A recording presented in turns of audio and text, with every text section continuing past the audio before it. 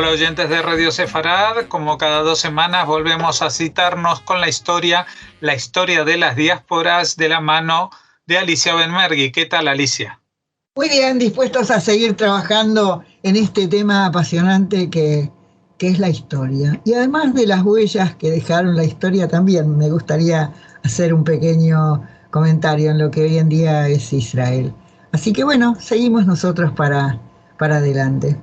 Bueno, ya saben que en la entrega anterior comenzamos este nuevo capítulo que tiene que ver con el retorno a Israel y la creación de su Estado, pero claro, hay mucho camino por recorrer y tenemos que empezar por historias muy antiguas, ¿no?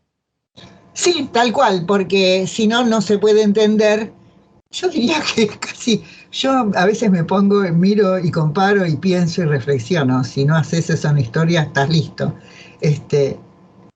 Esta increíble, no sé, hazaña, no sé cómo llamarlo, que es la existencia del judaísmo a través de los siglos y de los milenios. Y hay un filósofo, no me acuerdo el apellido de él, que dijo que el pueblo judío fue formado por figuras notables, más allá de la creencia y todo esto. Y entonces ese es lo que nosotros pagamos. Y entonces el tema es entender cómo fue posible armar una de las primeras, no sé si es la primera, porque constantemente sí, pero es la primera, para Occidente es la primera religión monoteísta de la historia.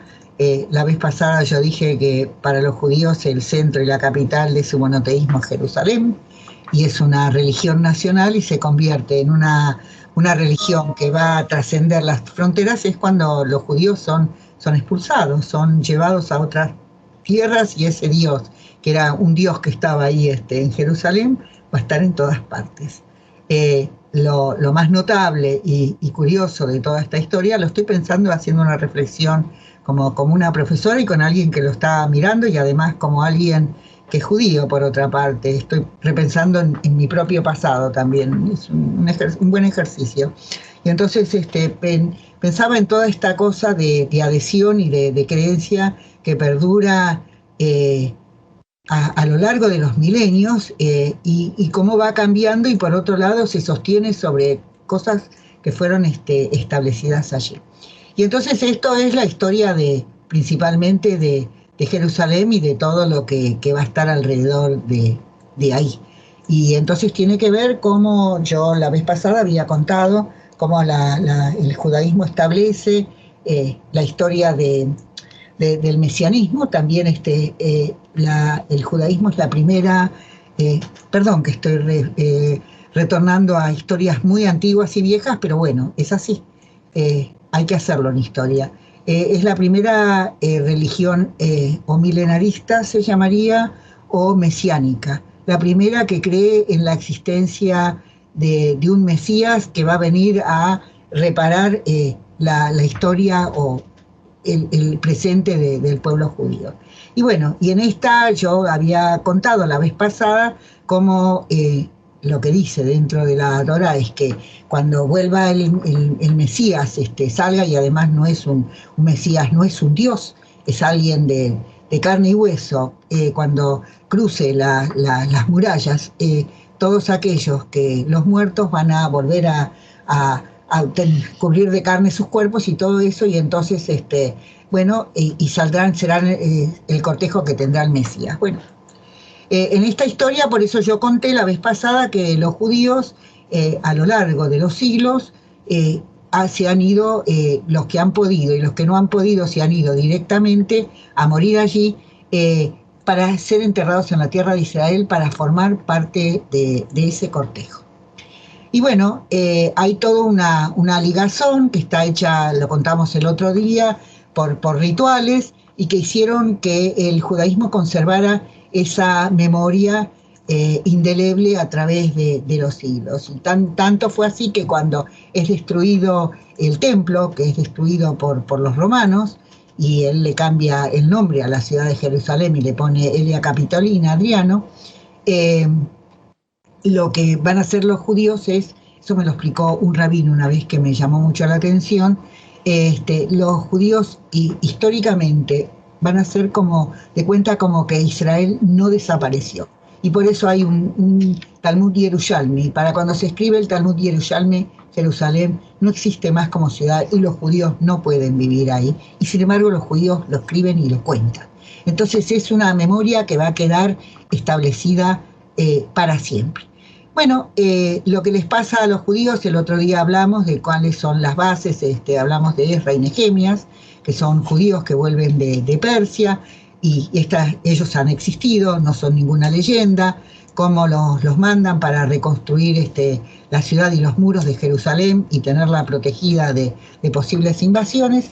Y bueno, y Jerusalén siempre fue un lugar muy anhelado, una ciudad pequeña, bastante indefensa. El muro, el templo, que para nosotros, para el judaísmo es lo más grandioso que se pudo construir, bueno, comparado con las cosas que se hicieron en Egipto, en Grecia, un montón, no, pero dentro de la historia del judaísmo, si es historia o no, no importa, los judíos han decidido creer que esa es parte de su historia, está contada ahí. Y van a seguir viniendo distintos pueblos, del judaísmo va a surgir el cristianismo va a pretender convertirse en la religión verdadera, el judaísmo no va a aceptar esto, y bueno, en esto que no va a aceptar le va a costar su existencia a lo largo de los siglos y de los milenios, y le sigue costando.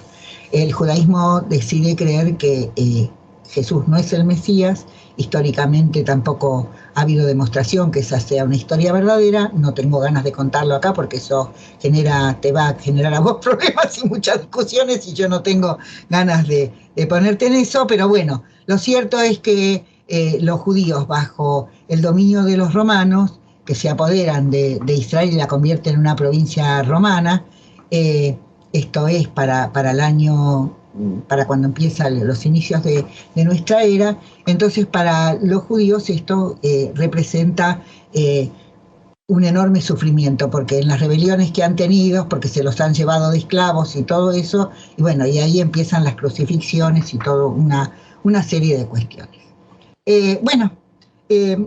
También me gustaría comentar, no sé si te molesta, si puede ser, pero bueno, quiero agregar que si en Israel me encantaría poder ir ahora y poder hacerlo, pero existen numerosas pruebas, existe una gran rebelión.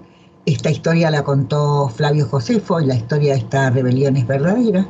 Existen muchas pruebas de que gran parte de lo que se contó en la Biblia y en la Torá es cierto.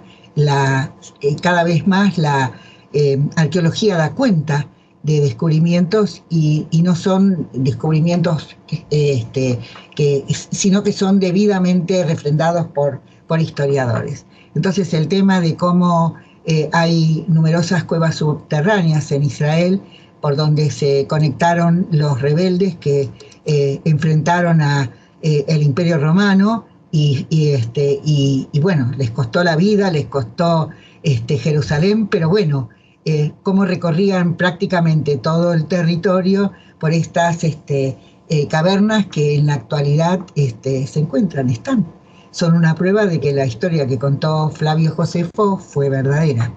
Y por otro lado, también yo tuve la oportunidad de mirar de cómo se escondían los judíos y los rebeldes, se escondían en las montañas. En Israel hay un lugar que se llama Akiabara, se escondían arriba en cavernas y vivían ahí, y miraban hacia abajo y cómo encontraron la forma de subir y de protegerse en esos lugares. Así que Israel es un gran reservorio, digamos, de pruebas de que gran parte del relato bíblico o una gran parte y de la historia que se ha contado es verdadera.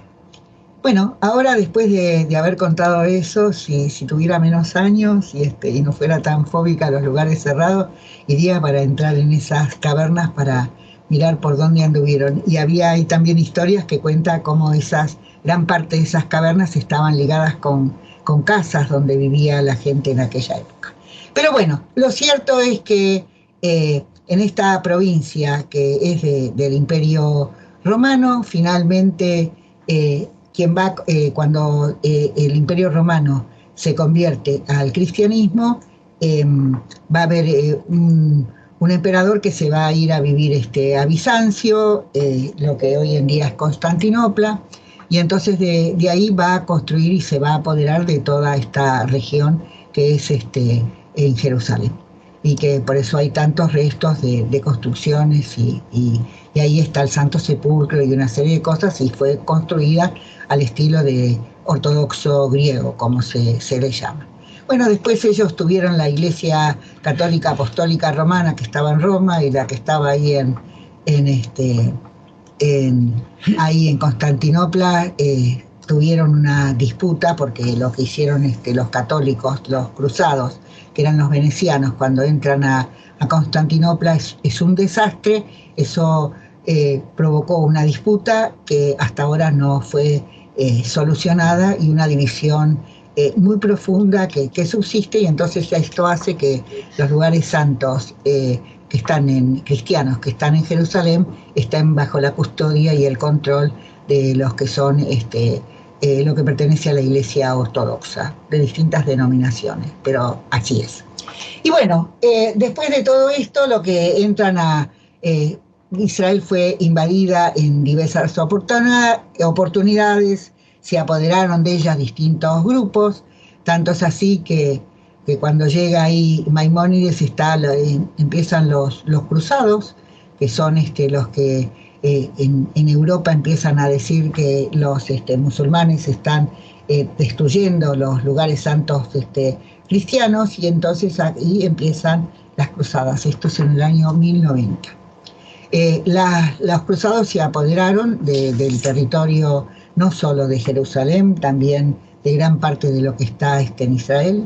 Basta ir a pasear ahí y uno ve esos sitios así increíbles que dejaron esas construcciones monumentales, y también tengo entendido que en Jordania quedan restos de lo que ellos dejaron.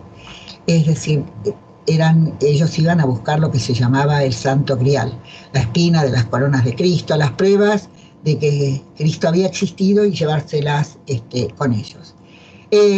Israel tuvo, los judíos ya prácticamente no vivían en Judea. Los judíos se mudaron a lo que es la Galilea. Ahí hubo distintas colonias, distintos lugares donde ellos residieron, y estaban un poco como a la defensiva, eran una minoría entre los distintos grupos que dominaban la región.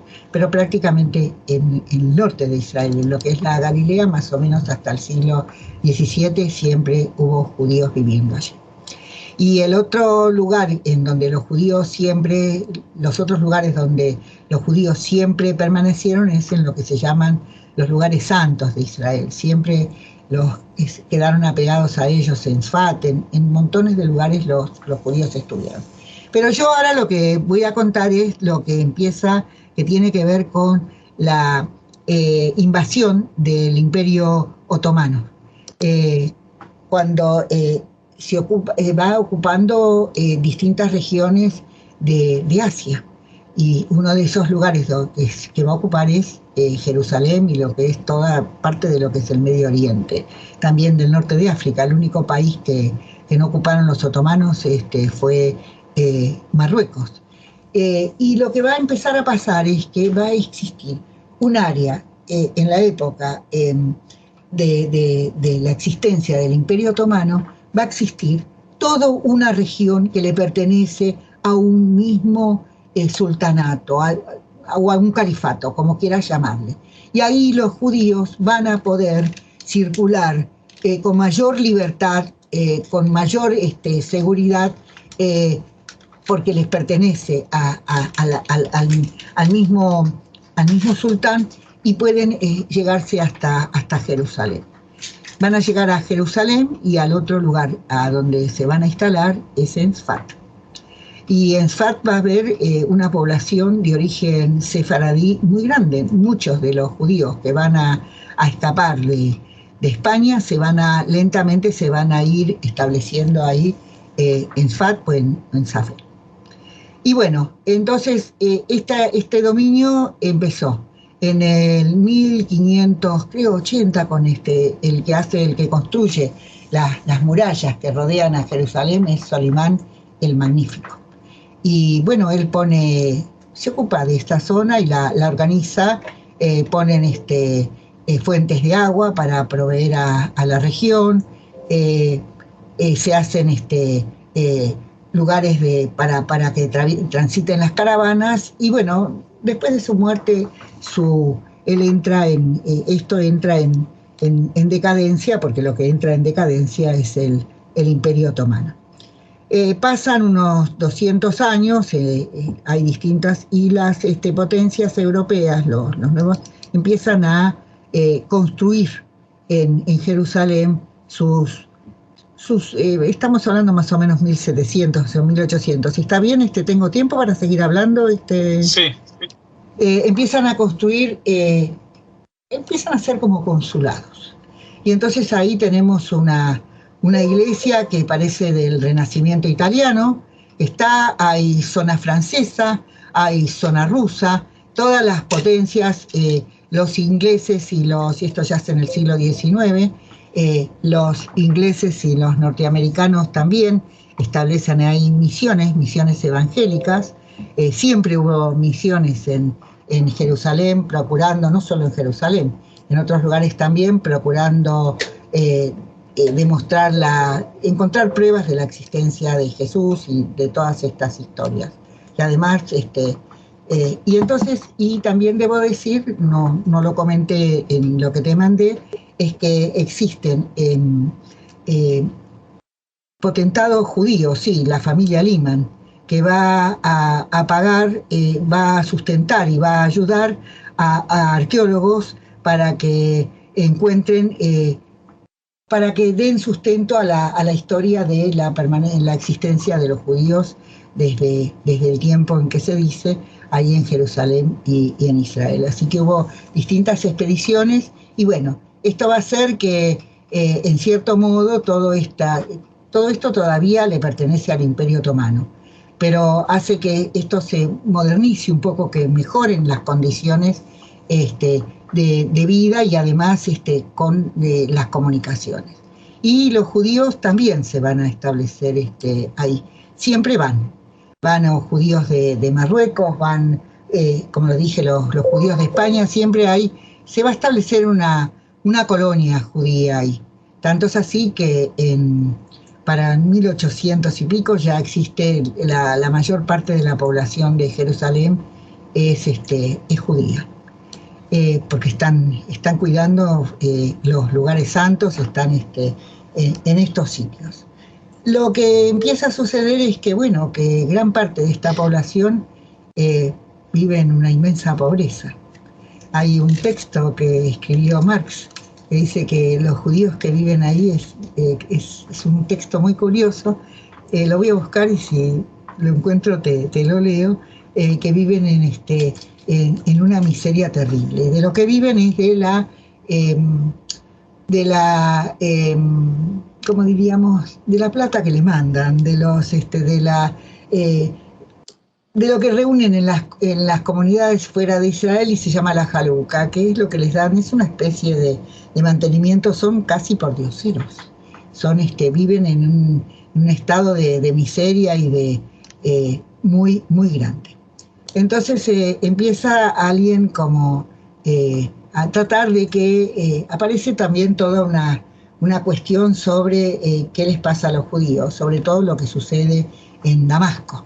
En Damasco los acusan empiezan a pasar varias cosas. Si tengo tiempo lo cuento, porque nunca se puede, la historia siempre son varias cosas a la vez. Las varias cosas a la vez es que la construcción del canal de Suez en 1860-1870 termina con el tema del transporte y de las caravanas de la ruta de la seda, que eran tan antiguas y tan tradicionales. Muchos judíos que vivían en Damasco, en lo que hoy en día es Siria, que en ese momento le pertenecía al Imperio Otomano, se van, ya no hay de qué vivir, está muy mal eso, y bueno, los ingleses se apoderan de la zona de lo que es donde está el canal de Suez, y muchos judíos van a vivir ahí, porque bueno, el comercio internacional va a florecer en toda esa región. Y entonces esto va a generar un odio muy grande contra los judíos, por ejemplo, en Siria, en un montón de lugares. Y también digamos que lo que empieza a aparecer es el sentimiento nacionalista. El nacionalismo no es algo que existió siempre. Nace con la Revolución Francesa, pero también nace con las cosas, con nuevos líderes que empiezan a expresar, y además el tema de la religión, del Islam, que no va a aceptar que en ciertas regiones que fueron tradicionalmente musulmanas aparezcan el imperialismo europeo en ese tiempo. Después va a haber de otra clase. Entonces acá empiezan a ir sirios que se van a vivir a lo que es Israel, lo que es Israel ahora. Se van a ir instalando y se van a ir instalando colonias y asentamientos de estos judíos, que además buscan estar en los lugares santos judíos, y que además se van porque en esos lugares es bastante peligroso encontrarse. Los que tienen plata, como me dijo una vez una amiga, se fueron a vivir a otros lugares. Lo cierto es que en Damasco va a pasar un hecho terrible. Hay un convento francés, desaparece un monje francés, y entonces estos franceses hacen correr, ahí en esa época hay bastante antisemitismo en Francia, hacen correr las mentas, o dicen que los judíos que vivían ahí en Damasco, estos 1840 más o menos, creo, si no me equivoco, que los judíos lo raptaron al monje y a su... era un monje o un abad de un convento, y a quien estaba con él, y los mataron para hacer con esto las matzot, o el vino de Pesaj. Es el libelo ritual donde se acusa a los judíos de matar niños cristianos o cristianos para utilizarlos para sus propios rituales. Esto causa un desastre en la comunidad de Damasco. Causa un desastre porque llevan aparte, ponen por primera vez, ponen en prisión a los líderes de la comunidad. Algunos los torturaron y los mataron, y además a los chicos también. Y esto nunca había pasado en Medio Oriente. Nunca, siempre se decía que los judíos podían vivir con mayor seguridad y mayor tranquilidad en Medio Oriente sin padecer esto. Así que esto va a generar varias cosas. Va a aparecer un judío comunista, Moses Hess, que escribe un libro que se llama De Roma a Jerusalén, donde dice que los judíos tienen que tener su propio lugar donde vivir, porque no tienen seguridad en ninguna parte, que la vida para los judíos es muy insegura. Y bueno, este libro habla de esto.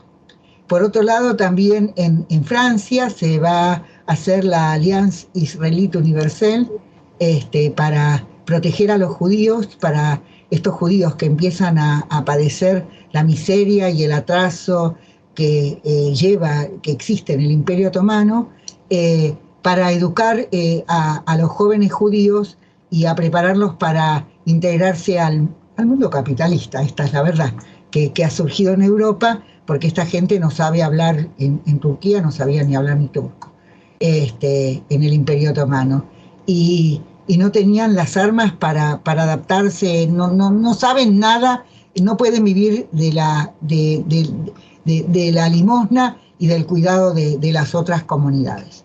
Y entonces se crea la Alliance, que la Alliance incluso tuvo una escuela también en Jerusalén.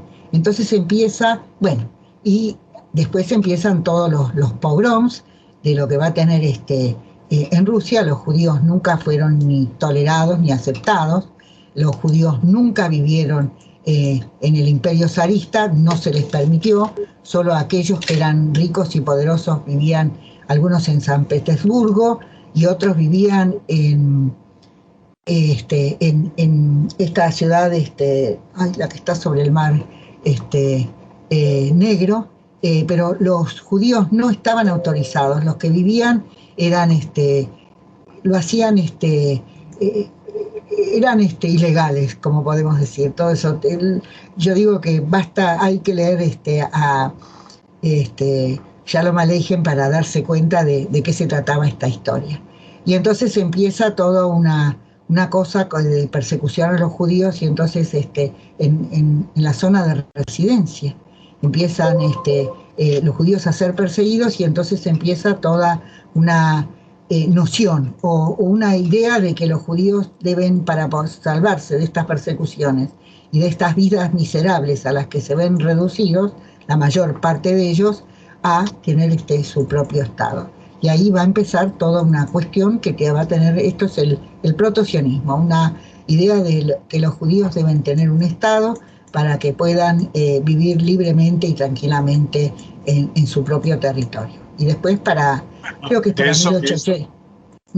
Digo que de eso ya empezaremos a hablar en las próximas entregas. Vamos a quedarnos en este punto, si te parece.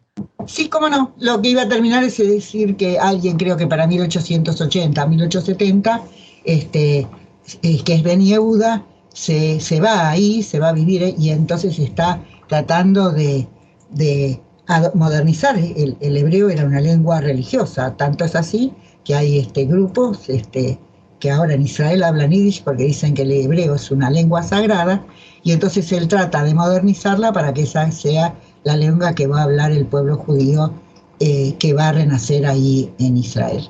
Bueno, listo. ¿Hablé demasiado? ¿Se entendió? No, nunca demasiado. Lo que pasa es que vamos a reservarnos un poquito para las próximas entregas y seguir hablando de este retorno a Israel y la creación de su Estado dentro de 2 semanas, si te parece. Sí, y de vuelta quiero hablar la próxima vez, acordar si me olvido, del Barón de Montefiore y de todas estas cosas, de qué empiezan a hacer los judíos para que los judíos puedan vivir ahí en libertad, que es una historia mucho más vieja que lo que dicen los antisemitas, que Israel se construyó gracias a que existía el Holocausto. Lamentamos decirlo, pero eso no es cierto, así que nosotros vamos a hablar de esa historia. Bueno, hasta un próximo encuentro. Gracias por darme la chance de contar todas estas historias que por lo menos para mí son apasionantes. Pues hasta entonces, muchas gracias por habernos atendido y hasta la próxima. Hasta la próxima. Chao.